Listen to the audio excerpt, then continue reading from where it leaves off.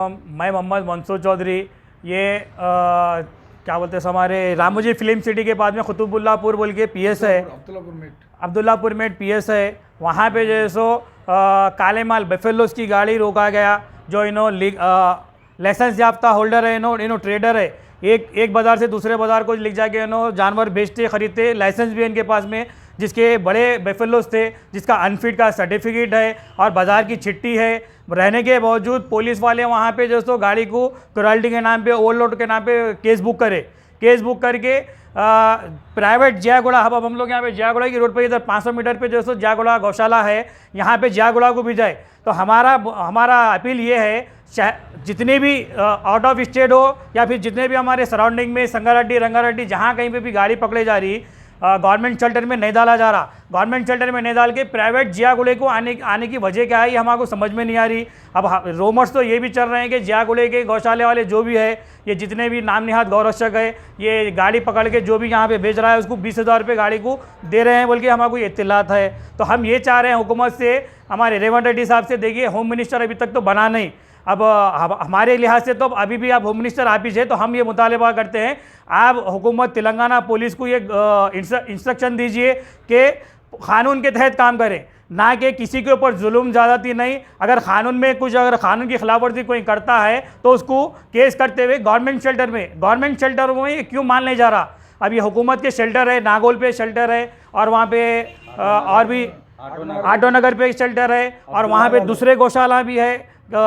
जितने भी गौशाला हैं वहाँ नहीं आके जियागुड़े को क्यों आ रहा। और सबसे पहले तो प्रायोरिटी जहाँ कहीं पे भी माल पकड़ा जाता है गवर्नमेंट शेल्टर में रखना चाहिए। और जितना भी ये माल सीज किया जा रहा है, ना वेटरनरी ऑफिसर को वो लोग बुलाए, ना वेटरनरी ऑफिसर की सुपरविजन में, उनके निगरानी में ये माल को सीज करना है तो भी करना है, कस्टडी जैसो डॉक्टर को देते हुए गवर्नमेंट शेल्टर में देना है। लेकिन यहाँ पे पुलिस की जो सो जुल्म ज़्यादती चल रही है। हम हमारे रेवंत रेड्डी साहब से अपील करते हैं, आप तेलंगाना हुकूमत के पूरी तमाम पुलिस को ये इंस्ट्रक्शन जारी करें कि ये जुल्म बंद होना चाहिए। अब ये गौशाला बोले तो ये गायों के वास्ते गौशाला बनाया गया, जबकि उसमें बेफेलोस है। बेफेलोस बोले तो गायों के गौशाला में बेफेलोस क्यों उतर रही, ये लाए के क्या कर रहे हैं यहाँ पे? ये पूरा एक इलीगल धंधा चल रहा है। ये चोरी से अब इनका माल है, कितने की टाइम से ये गुजारा ये है, 5 लाख 6 लाख का माल पकड़े गया। अब इनका घर कैसा चल रहा है इनका? जरा वाकया क्या हुआ बोलिए आप भी। बाजार से आ रहा था माल, ये इसमें गवर्नमेंट चिट्ठी है, खाली जानवर क्या है ओवरलोड ज़्यादा डाले बोल के गाड़ी रोक लिया गया। और कवरिंग ये कार में 2 जने पीछा करते हुए आए, पीछा करते हुए मैं उतर के चले गए बाद नेबर फ़ोन आया कि गाड़ी रोक लिए तो चलो भाई ओवरलोड का चालन करेंगे बोल के हम आँखों में बैठे हुए। हम गए थे, क्या करें मालूम है, को केस बुक करके गौशाला को भिजा दिए। गौशाला कैसा भिजाते माल, क्या इलीगल माल है क्या? उसमें गाय है, पाड़ा है, बैल है, पूरे बफोलो है, बफोलो भी पूरा नाकारा बफोलो है। उसमें गौशाला में उतारे, आधे से जानवर बैठ गए उसमें, सुबह तक आधे जानवर मर जाते।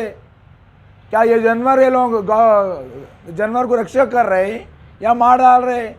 हाँ, ये ज्यादती बहुत कर रहे। रास्ते में हुकूमत ये पुलिस पकड़ना, रास्ते में रोक के चल के, हाँ तुम जानवर इतने डाले उतने डाले। आप बस ऑटो रहता, उसमें 4 आदमी बैठने का, 10 आदमी भी बैठ के आता। बस में बैठ रहे, बस में कितने 30 आदमी कैपेसिटी रहती, 50 आदमी बैठ के जा रहा उसमें।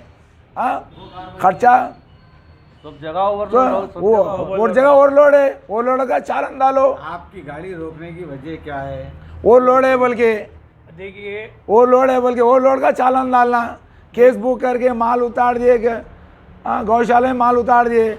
आधा जानवर बैठ गए उसमें, कल सुबह तक आधा जानवर मर जाते। उसका नुकसान कौन देते? जिम्मेदार। अब जानवर उतारे हम के में पूरे जानवर वापिस आते।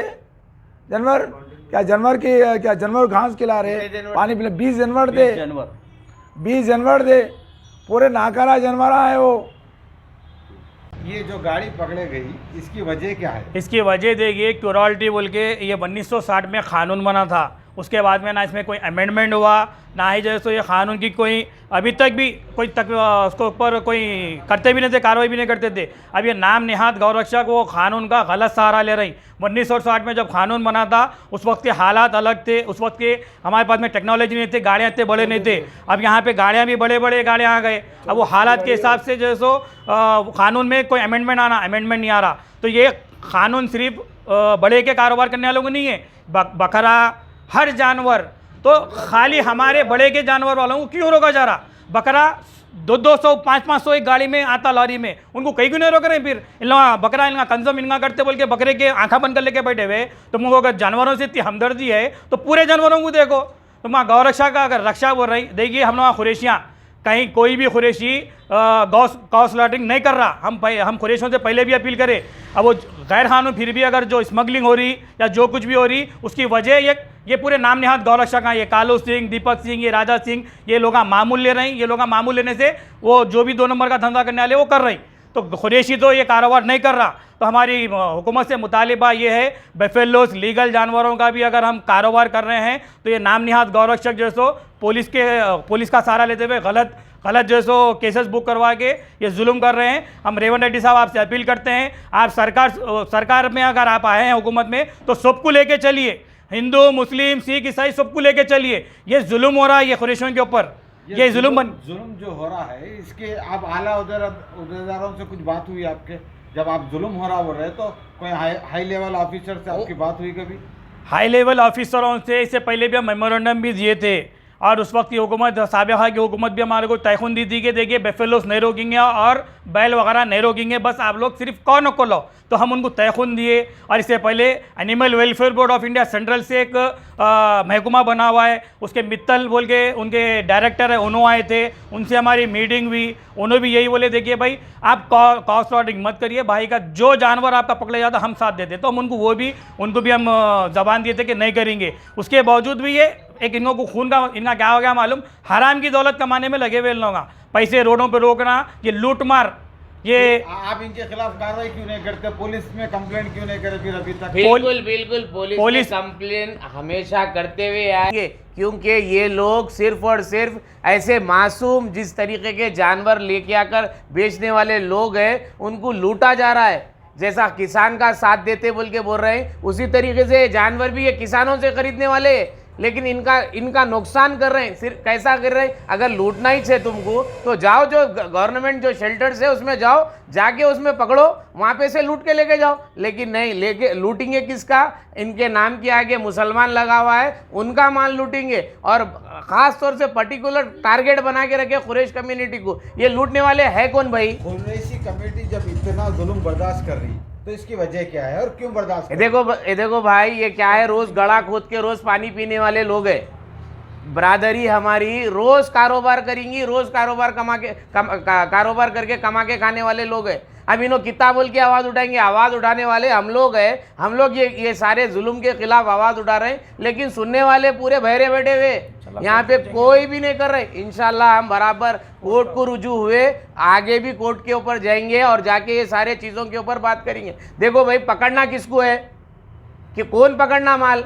ये जितने भी गौरक्षक बन के रोडों पे फिर रहे हैं, इनका जायजा लियो बोल के हम बार बार पिछले 3 साल से हम आवाज़ उठा रहे हैं, लेकिन सुनने वाले कोई भी नहीं है। पुलिस वाले पूरा उनका ही साथ दे रहे हैं। अरे पकड़े गया कहाँ पे माल लेके आके यहाँ पे डाल दिए। अरे इनका माल अब गया, कौन देंगे पैसा? आधा जानवर मर जाता बोले तो इन्हों पालने वाले है। अरे भैंस पालते हैं लोग, भैंस का दूध पीते, भैंस पालते हैं लोग, लेकिन इनका नुकसान कर रहे हैं। देखो, गौरक्षक के नाम पर जिस तरीके की गुंडागर्दी चल रही, गवर्नमेंट को देखना चाहिए और इनके खिलाफ में सख्त से सख्त कानून इनके खिलाफ करना चाहिए। ये लोग सिर्फ और सिर्फ लूट मार मचा के रखे हुए लाखों करोड़ों रुपए का माल कुरैश बरादरी का लूट रहे, इसमें कोई आवाज़ नहीं उठा रहा। आवाज़ उठाने वाले सिर्फ चंद नौजवान जमीयतुल कुरैश है जो आवाज़ उठा रहे। इनका साथ देने वाले भी हमारी बिरादरी के कुछ लोग हैं जो चंद ऐसे गुलामे बने हुए हैं, उनके साथ में उनकी साल ढाल लगी हुई है, उनके साथ में कारोबार चल रहा, इधर से माल पकड़े जा रहा। जाके लियो ना भाई, आप लोग ही जाके उनके गौशाला का जायजा लियो, जाके देखो इनका माल पकड़ेगा तो इनका क्या, ये हफ्ते में कितना माल पकड़ेगा जाके देखो, जाओ है क्या बाजार उनके गौशाला में, वही माल फिर पीछे से निकल जा रहा बाहर।